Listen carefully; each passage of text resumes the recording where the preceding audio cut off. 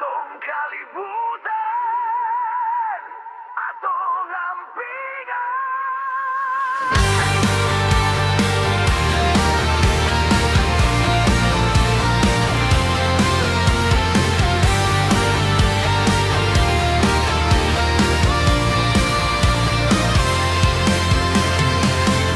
Atong kahoy nga naghatag og landong,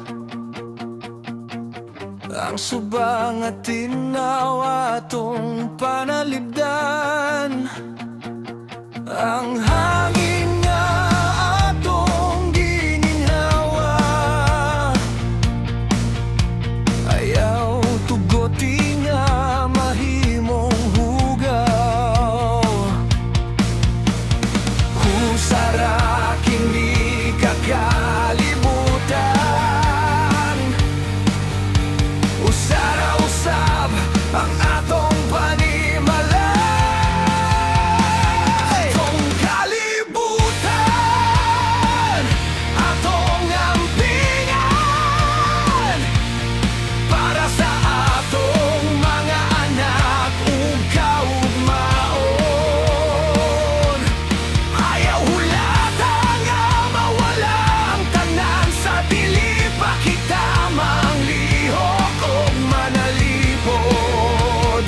Atong kalibutan, atong higugmaon, kay kini ang kinabuhi nga atong gihatag. Ayaw ilabay ang basura bisan asa, ayaw putla ang kahoy nga walay kapuli. Ang dagat dili basurahan, kay daghang kinabuhi ang nagsalig nini. Hinay-hinay pero magtinabangay, usa ka gamay nga buhat dakog mahimo. Kung tanan mo liho ka lang sa kinaiyahan, ang kaugmaon mahimong masaya.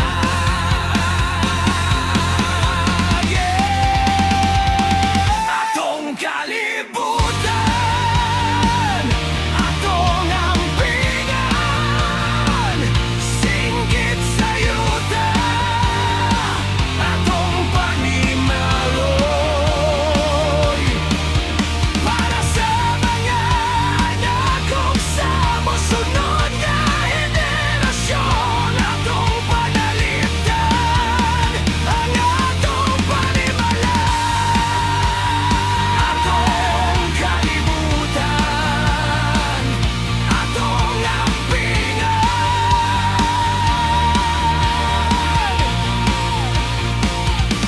karon ang palan sa paglihok, kay ang kalibutan usara atong bahagi, atong kinabuhi, atong gingan.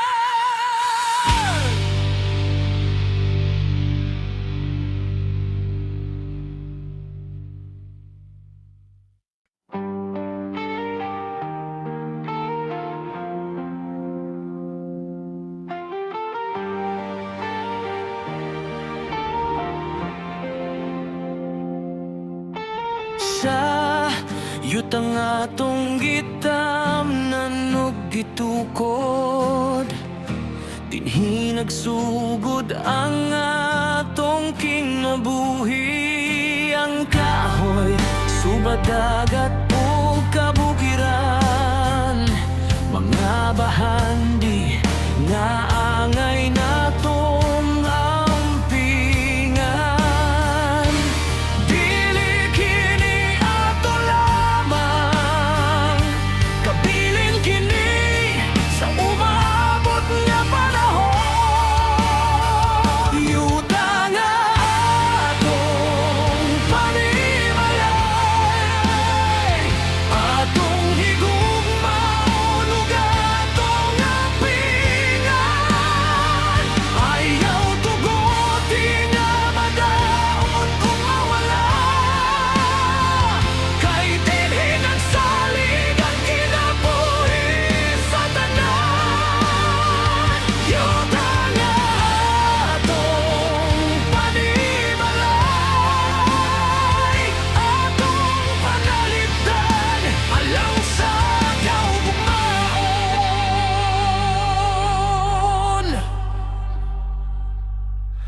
Ayaw ilabay ang basura sa suba. Ayaw hugawi ang atong kadagatan. Magtanong mo kahoy, mag-atiman sa yuta. Kay gamay nga buhat, dako kausaban. One world, one home, magtinabangay ang kalikupan. Dili nato pasagdan. Kung atong ampingan karon ang kaugmaon, adunay paglaom. Yuta nga atong panimalay, singgit sa kalibutan atong paminawon. Kahoy ug dagat, suba ug kabukiran, atong panalipdan hangtod sa hangtod. Yuta nga atong panimalay, usara kini hayaw na to.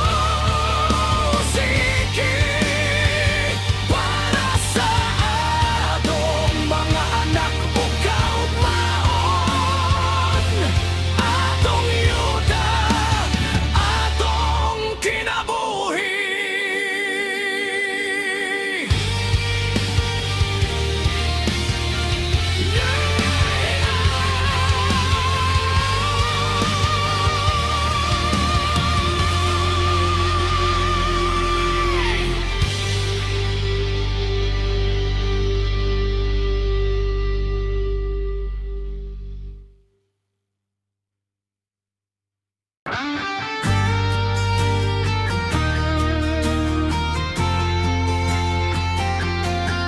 Atong bahandi ang kinayahan.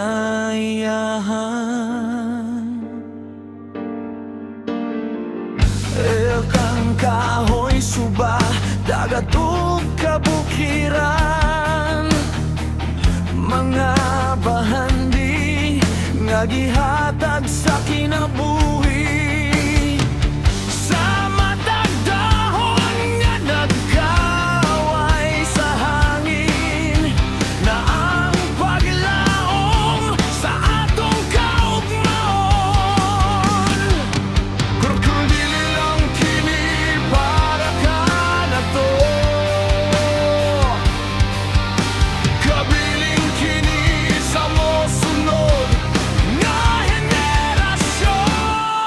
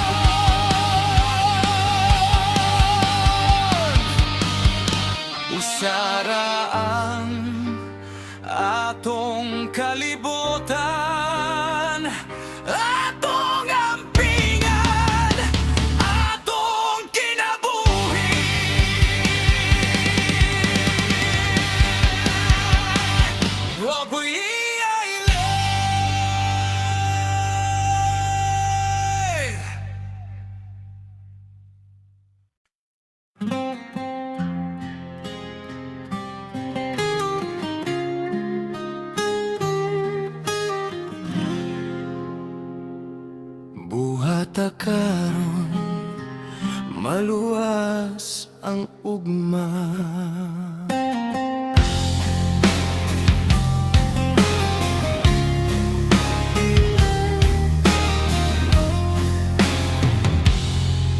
Ang yuta nga atong gitamnan ug gipuy-an, ang dagat nga atong gisaligan sa kinabuhi.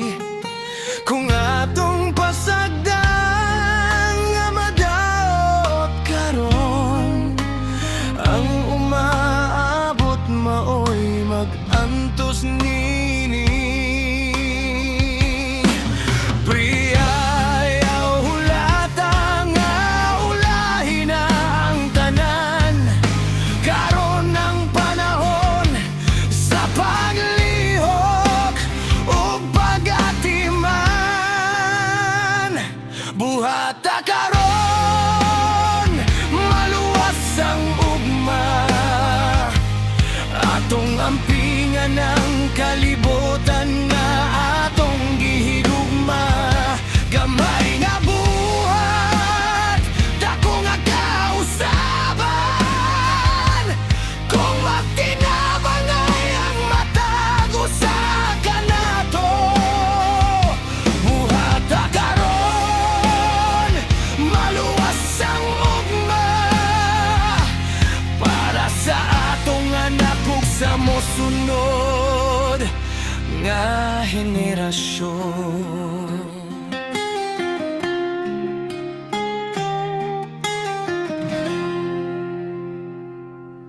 Magtanom mo kahoy, ayaw pagputol, ayaw labay ang basura sa suba ug dagat. Limpyo nga hangin, limpyo nga tubig, mao ang gasa nga atong ipabilin.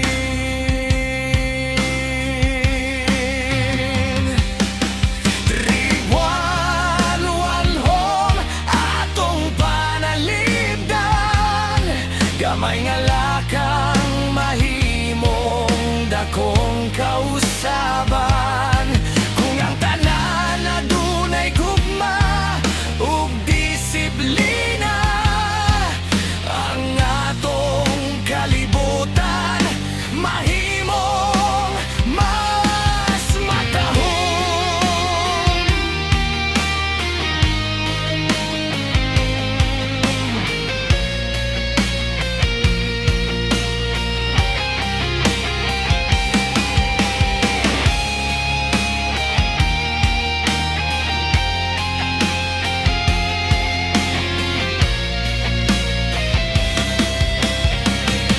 Buhata karon maluwas ang ugma, ayaw na pagulat, panahon na sa paglihok.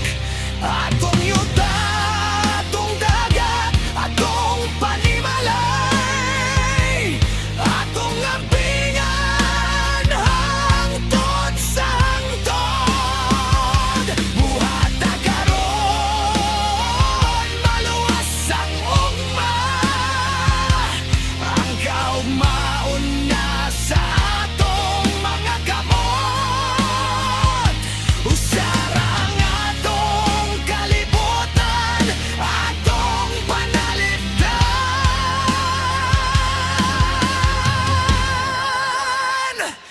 atong kinabuhi.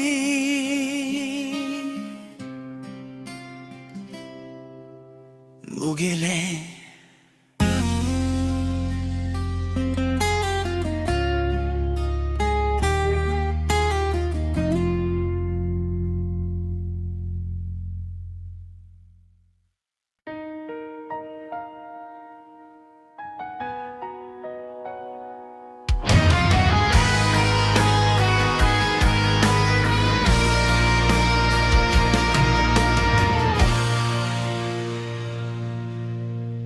Sa kahoy nga naghatag og landong, sa suba nga naghatag og kinabuhi, sa dagat nga puno sa katahom. Makita nato ang gugma sa kinayahan. Kini nga bahan di dili nato pag-angkonon, kundi liampingan ug ipasa sa uban. Gugma sa kinayahan atong ipakita sa matag lihok, sa matag buhat. Atong ampingan ang yuta ug kadagatan, kay dinhi nagsugod ang atong kinabuhi. Gugma sa kinayahan atong ipadayon para sa kaugmaon sa matag henerasyon. Magtanom og kahoy, limpyo ha ang palibot. Ayaw hugawi ang sapa ug kadagatan, kung kitang tanan magtinabangay. Ang kalibutan mahimong mas matahong, hinay-hinay magtinabangay. Gamay nga buhat ako kausaban. Gugma sa yuta, gugma sa kinabuhi, atong panalipdan hangtod sa hangtod.